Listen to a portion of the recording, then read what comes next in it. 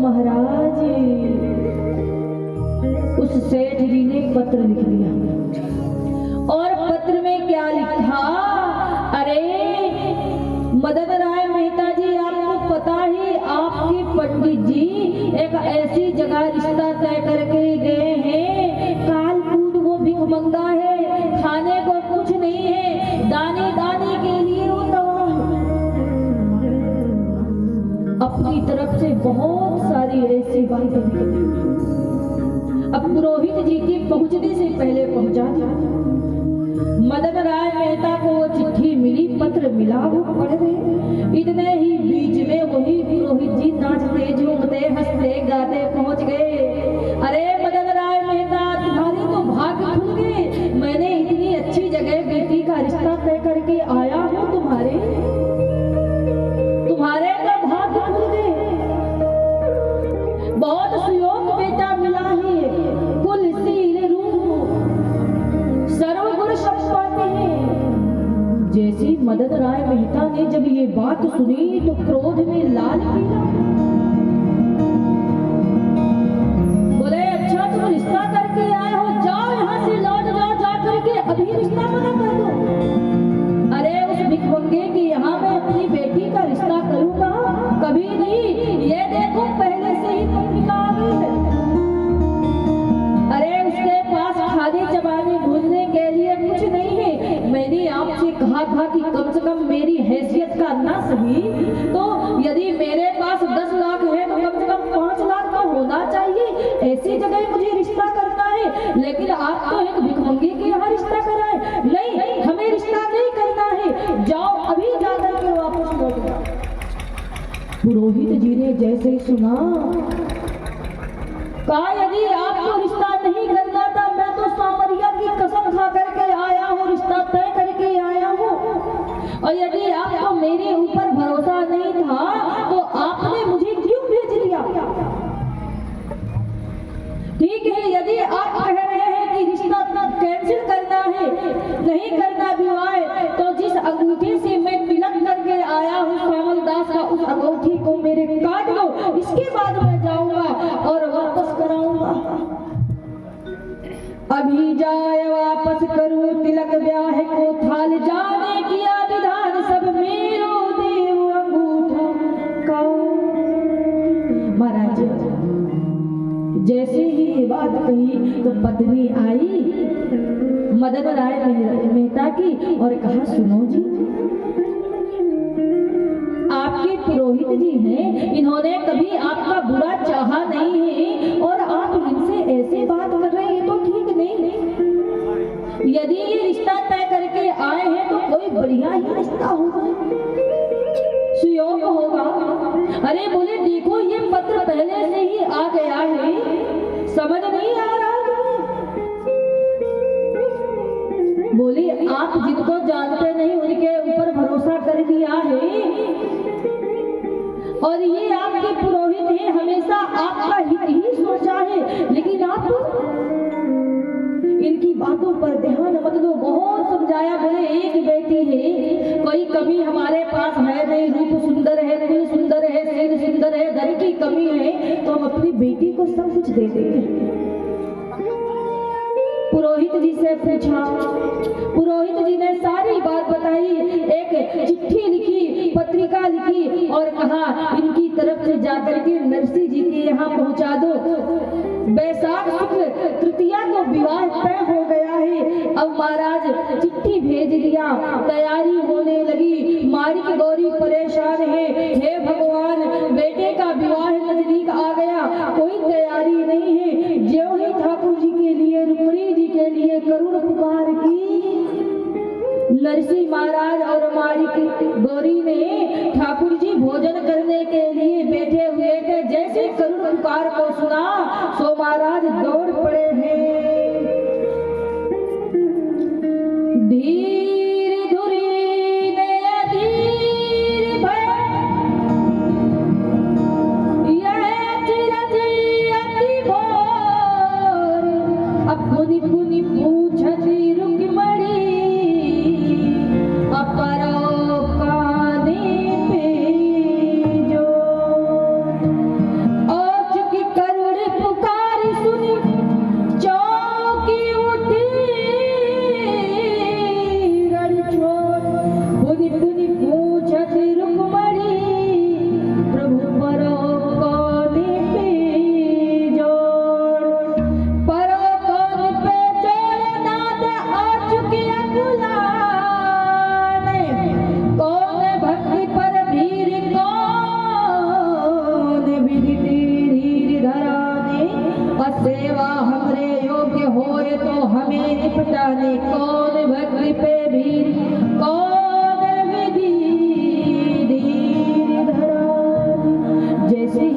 महाराज करुण पुकार सुनी। ठाकुर जी खाने के लिए बैठे थे, तुरंत खड़े हो गए, तैयार हो गए। रुक्मणी जी ने कहा क्या हो गया?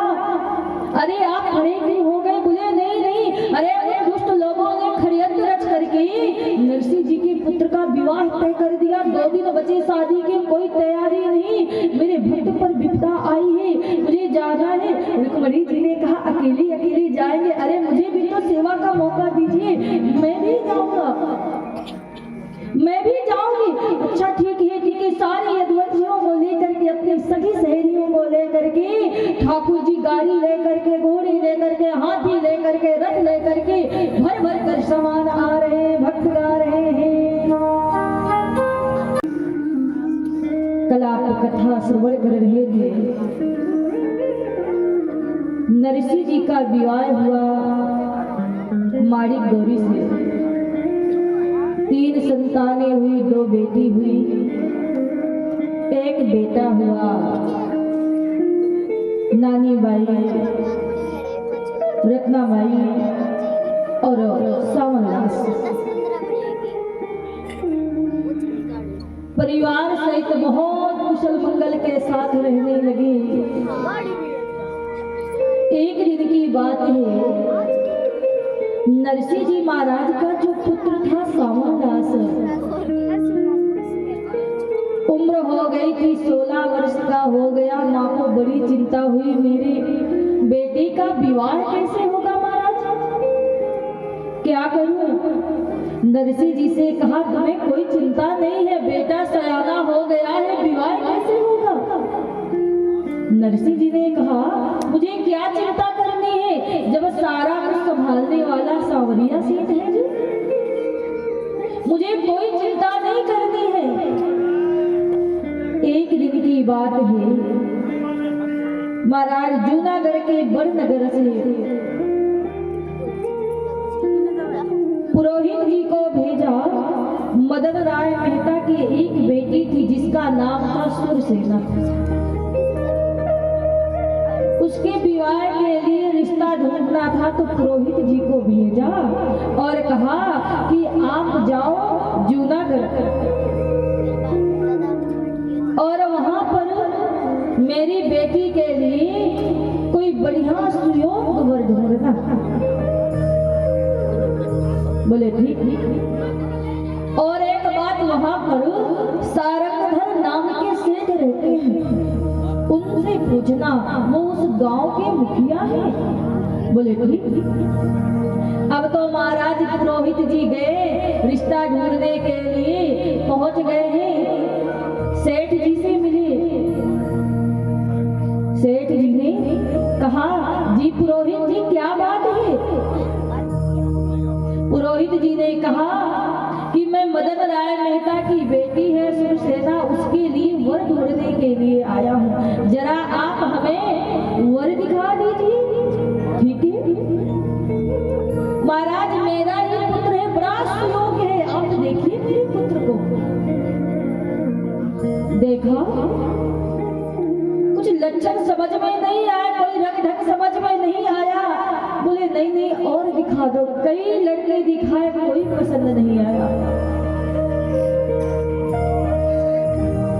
नगर के बाहर गए तो उस सेठ जी के कुछ मित्र मिल गए और कहा अरे सेठ जी क्या बात है, बहुत परेशान समझ आ रहे हो। सेठ जी ने कहा मदन राय मेहता जी की इकलौती बेटी है, पुरोहित जी को भेजा है, इतने सारे रिश्ता दिखाए हैं लेकिन कोई पसंद नहीं आया। वो नरसिंह जी से बहुत ईर्ष्या करते थे, कुछ दुष्ट लोग थे। उन्होंने कहा सुनो सेठ जी, आपको एक तरीका बताएं। हाँ बताओ। बोले पहले ये बताओ कि तुम क्या चाहती हो? बोले मैं तो चाहता हूँ कि इकलौती बेटी है, मेरी बेटी के साथ विवाह हो जाए तो बढ़िया मालिक बन जाएगा, सब कुछ मेरे बेटे का हो जाएगा। लेकिन पुरोहित जी को तो कोई पसंद नहीं आया। बोले ऐसा करो कि आप तो भेज दो। कहाँ भेज दो? बोले नरसिंह जी के यहाँ भेज दो। ऐसी जगह भेजो पुरोहित जी कान पकड़ कर आए कि आज के बाद हमें में नहीं जाना, ऐसे गांव में नहीं जाना, ऐसे नगर में नहीं जाना, और लास्ट में तुम्हारे ही यहाँ आएंगे और रिश्ता कर देंगे। बोले ठीक। सेठ जी ने कहा पुरोहित जी से, सारंगधर से, कि सेठ जी देखो जितने सारे रिश्ता थे हमने सब रिश्ते तो दिखा दिए, अब कोई बचा नहीं। हाँ, एक रिश्ता बचा,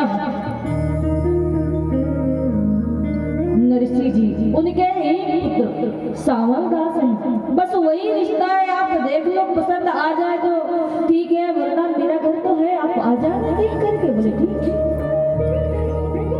नरसिंह जी महाराज कीर्तन कर रहे थे, बोले भैया चलो चलो, आप हमें वहां पर छोड़ दो, हम तो जानते नहीं, नरसिंह जी को कभी देखा नहीं। सेठ जी ने कहा चले जाओ, जिस घर में गाय बंधी हो, कीर्तन हो रहा हो, समझ जाना वही नरसिंह जी का घर है। बोले ठीक। अब तो सेठ जी के कहने अनुसार पुरोहित जी गए, और जैसे ही पुरोहित जी पहुंचे तो महाराज बड़ा दिव्य कीर्तन हो रहा था, सब लोग कीर्तन में मगन थे। महाराज जैसे ही पहुंचे, जब कीर्तन समाप्त हुआ तो जितने सारे लोग थे वो देवी के श्रोता थे, आए प्रणाम किया, चल दिए। नरसिंह जी ने देखा कि ये कोई नया व्यक्ति आया है। नरसिंह जी आए, प्रणाम किया, जी पंडित जी कहाँ से पधारे हैं, कैसे आना हुआ, बताइए मैं आपकी क्या सेवा कर सकता हूँ। पुरोहित जी ने कहा कि मैं बड़े नगर से आया हूँ, मदन राय मेहता का पुरोहित हूँ, उनकी एक बेटी है सुरसेना, उसके लिए रिश्ता लेकर के आया हूँ। कई जगह कई नगर में मैंने ढूंढा, मुझे कोई मिला नहीं, लेकिन अब मुझे सुयोग वर मिल गया है, आपका बेटा सावल दास है, मैं हाथ मांगने के लिए आया हूँ। पुरोहित जी की बात को सुनकर के नरसिंह जी ने कहा सुनो महाराज, ऐसे रिश्ता तय नहीं किया जाता, पहले देखा जाता है। बोले हमने देख लिया, टटोल लिया, बढ़िया सुयोग है, सुंदर है, रूपवान है, सीलवान है। बोले जब हम अपनी बेटी का रिश्ता करने के लिए कहीं जाते हैं तो चार चीजें देखते हैं। वो चार बातें कौन सी? बोले कुल अच्छा हो, सील हो, रूप हो, धन हो। कुल भी अच्छा है, नरसिंह जी का सील भी अच्छा है, रूप भी अच्छा है, लेकिन बस धन की कमी है। कोई बात नहीं, हम संभाल लेंगे कैसे। हमें महाराज रिश्ता पसंद आ गया है, आप तो हाँ करो। नरसिंह जी ने कहा एक बार आप अपने जजमान से पूछ लो, इतने बड़े घर की बेटी है, जजमान मानेगा कि नहीं मानेगा। बोले नहीं, हमें पूरा भरोसा है, जजमान हमको बहुत मानता है, हमने यदि हाँ कर दिया तो 100 में 100% हाँ है। बोले अच्छा ठीक है, तुरंत टीका कर दिया। अब तो महाराज रिश्ता पक्का। जैसे ही पुरोहित जी आए तो वही दुष्ट लोग खड़े थे, बोले जरा हाल खबर तो ले। सेठ जी सोच रहे हैं कि ये तो पुरोहित आएगा, लास्ट में हाथ पैर मेरे यहाँ ही मारेगा कि भैया कोई रिश्ता पसंद नहीं आया, मुझे तो आपका बेटा पसंद आ गया है, विवाह करने के लिए तैयार है। जैसे ही पुरोहित जी पहुंचे तो पूछा भैया क्या हुआ पुरोहित जी, कुछ आया समझ में कि नहीं आया? नहीं तो मेरा बेटा तैयार है। बोली आपने पहले क्यों नहीं बताया? पूरा गांव पूरा नगर घूम लिया, थक गया। अरे आपने इतनी अच्छी जगह भेजा, इतना सुयोग वर मिला है, मुझे तो पसंद आ गया। अब तो वो पड़ोसी ने सोचा है भगवान ये क्या, इसको ऐसा कंगाल लड़का पसंद आ गया है। दूसरे ने कहा भैया अभी तो मजा आएगा। क्यों? बोले इसलिए क्या पुरोहित के कहने से इतना बड़ा राजा सेठ मदन राय मेहता अपनी बेटी एक कंगाल के यहाँ दे देगा? नहीं, कोई बात नहीं, इसने रिश्ता तय कर दिया है, ठीक है, लेकिन वो करने वाला नहीं है, क्या करो क्या? बोले ये पुरोहित के पहुंचने से पहले एक पत्र तैयार कर दो। और पत्र में अपनी तरफ से लिख दो। अब पहुंचा दो बोले जी, तो पत्र लिखने लगे हैं महाराज। ओ नरसी जी के नेक रीने नानी पाए नाम बाप, नरसी जी के नेक रीने नानी पाए नाम राम जी, नरसी जी की नेक रीने नानी पाए नाम, ब्याई श्री रंग के धरा अगर हजार सुदाम राम जी, ब्याई श्री रंग के धरा